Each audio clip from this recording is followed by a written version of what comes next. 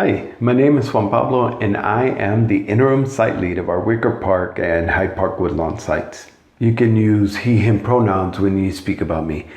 Our social and spiritual lives are shaped by times of festival and feasting. So celebrating big with our communities and cultivating that riotous joy that God offers as a gift to all of us.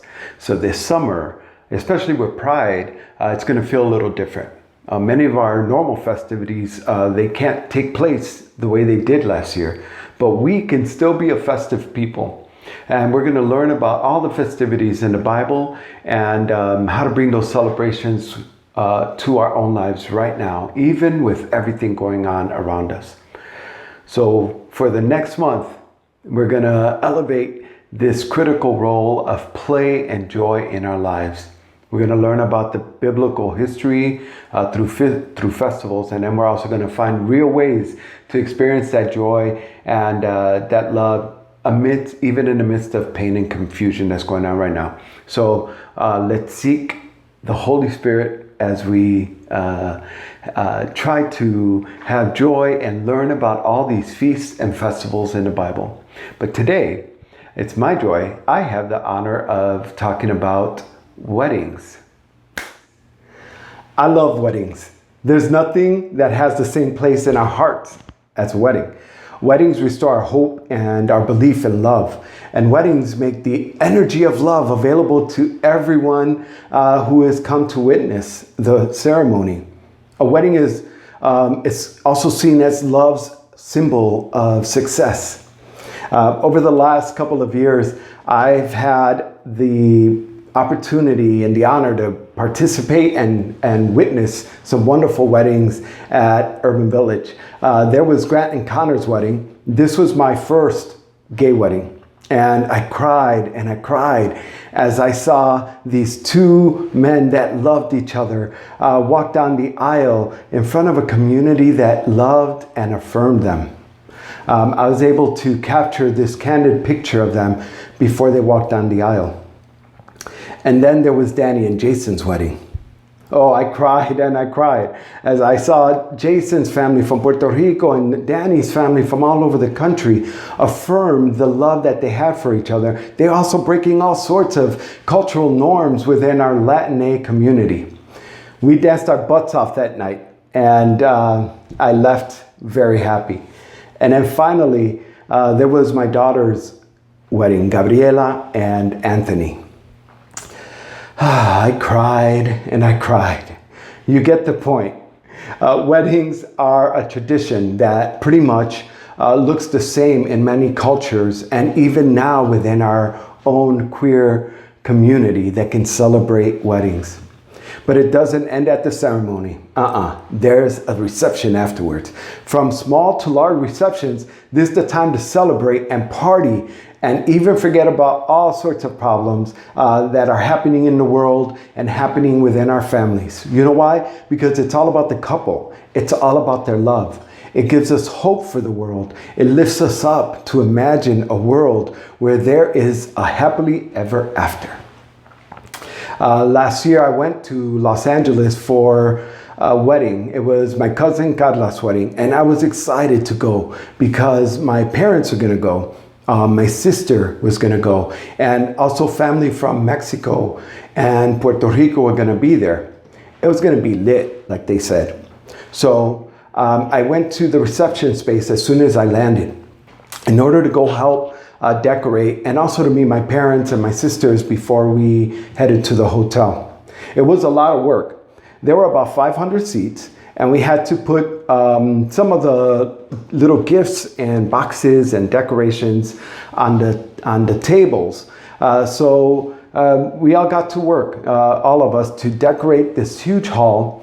And my cousin, I think she invited about 300 people. But Latinos, we love a good party. So we love to bring a +1 or a +4. So she planned accordingly and made sure that there was going to be enough food, that there was going to be enough drinks, that the band was going to be the best band.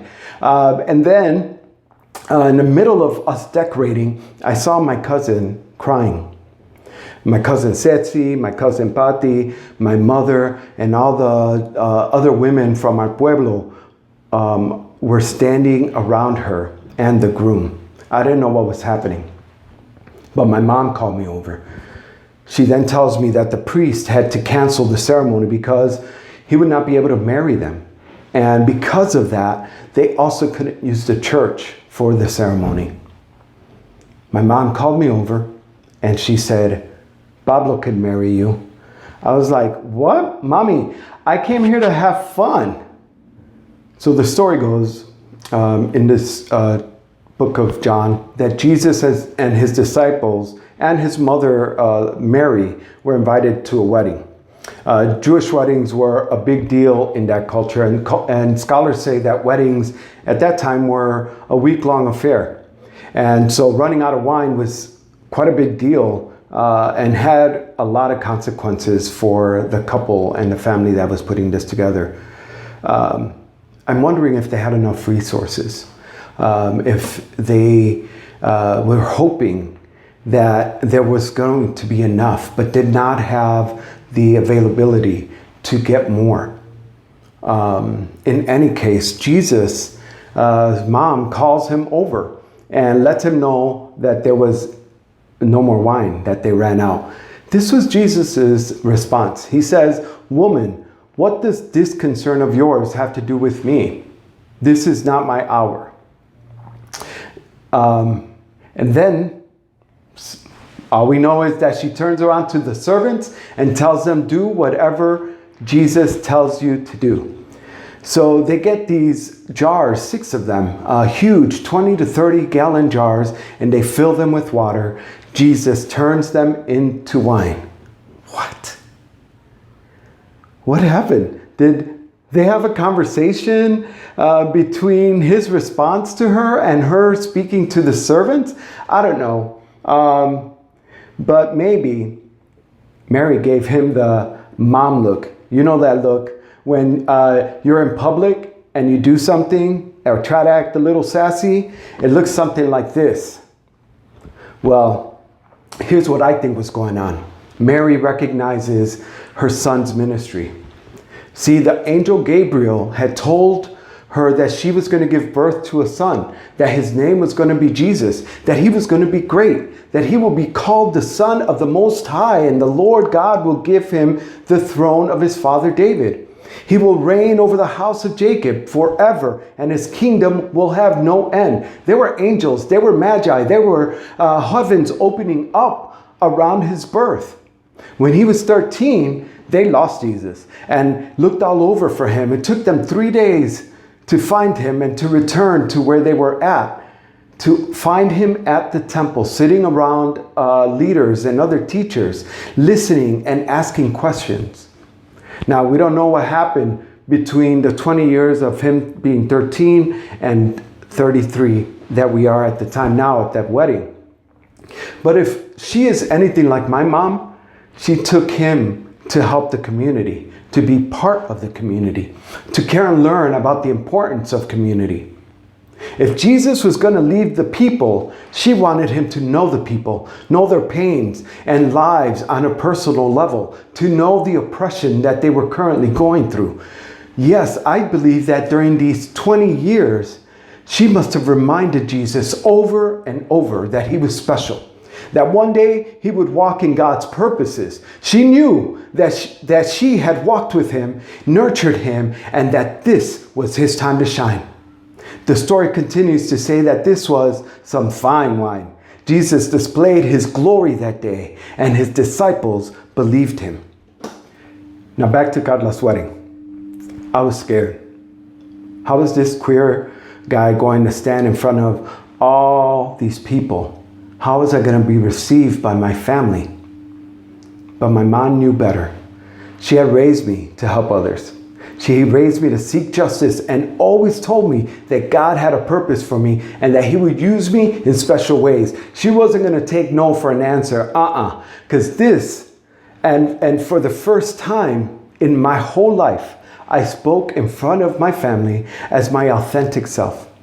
And I gave it my all. That day changed something inside of me. The wedding was interrupted, but God revealed his glory in our lives that day, and we partied like we never partied before. The food tasted better. That band sounded great. There was enough drink for everyone, and we had a wonderful time. Today we might feel like our celebrations and our Pride Festival was interrupted by a virus, and now by systemic racism that is continual, and the injustice that has been done towards our black siblings. We are seeing that these things come to light, and we might say, what does this, your concern, have to do with me? But let me tell you something. At this feast that we're at, and this celebration that we're at, there's a table that's missing. There's a table that is empty. No one is sitting there because there is people that are oppressing our siblings. And let me tell you why this story of the wedding at Cana is so important for us today. We have felt this pause, and it feels like we may never get back to having the party that we waited for all year. And some of us might be asking, what does your concern have to do with me? But there's something that's important. God will reveal his glory through this situation. And he's calling each one of us to grab a jar and fill it with water. To the queer folk that are out there, we know injustice. We know what it means to be oppressed. For over 50 years, we have been fighting for equal rights. We have been sharing the stories for lesbians, gay, bisexual, trans folk, and queer folk, non-binary. All of us have been oppressed in some sort of a manner or another. And even within our own queer community, we know that racism exists.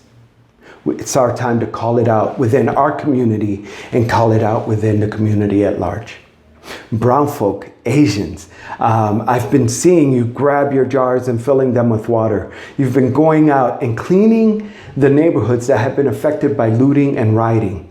You have been marching in the Brown Lives for Black Lives march. We have been walking and protesting and posting that we love our black siblings and that Black lives matter. And white folk, come on. I have seen you grab your jar and fill it with water.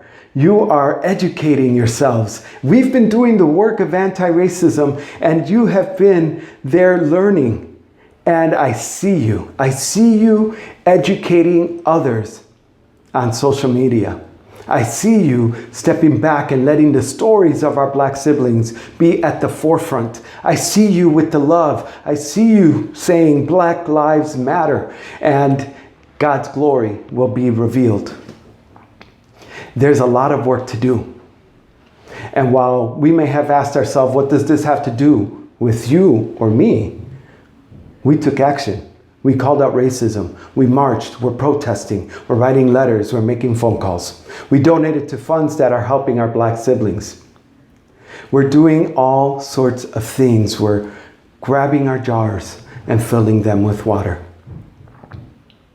God is going to turn that water into wine, and that wine is going to be good. It seems that time is different these days, and we don't even know what day it is sometimes. But there's another kind of time of play here, as well as a majestic time, where all that is predictable goes away, and what rises from the dust is absolute possibility. This is God's time, and it rips open the curtain of our lives and the clock of our lives at different points in our life to reveal a glimpse of the divine.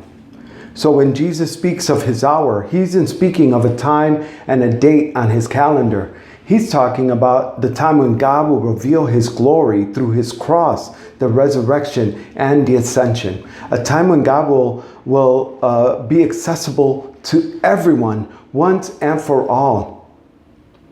Church, this is our hour to serve in bold, relevant, and be the inclusive church that God has called us to be. And although we may take a pause for now, to make sure that all the tables are filled. Just believe it, that the party will be lit when we get back to this party. We're going to enjoy each other in new ways, and God will bring us back to new and better wine. God bless you.